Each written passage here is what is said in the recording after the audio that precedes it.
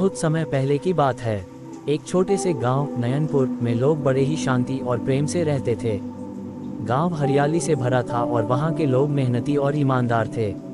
लेकिन एक दिन से सब कुछ बदल गया। गांव के पास ही एक पुराना खंडहर था जिसे लोग काली हवेली कहते थे। कहा जाता था कि वहां एक चुड़ैल का वास है। वर्षों पहले उस हवेली में एक औरत रहती थी जिसे गांव वालों ने जादू टोने के आरोप में जिंदा जला दिया था। मरते समय उसने शपथ ली थी कि वह इस गांव को चैन से नहीं जीने देगी। लोगों ने समय के साथ इसे कहानी समझकर भुला दिया, लेकिन फिर अजीब घटनाएं होने लगी। रात होते ही हवेली के पास से डरावनी चीखें सुनाई देती। गांव के जानवर गायब होने लगे और लोग बीमार पड़ने लगे।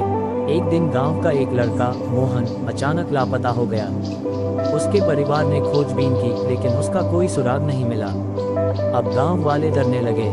कोई भी सूर्यास्त के बाद घर से बाहर नहीं निकलता।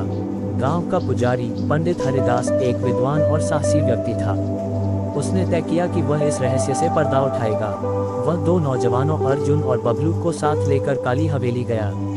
उन्होंने रात वहीं बिताने की ठानी। आधी रात को अचानक तेज हवा चलने लगी और चारों ओर धूम फैल गई। हवेली की दीवारों से अजीब सी आवाजें आने लगी।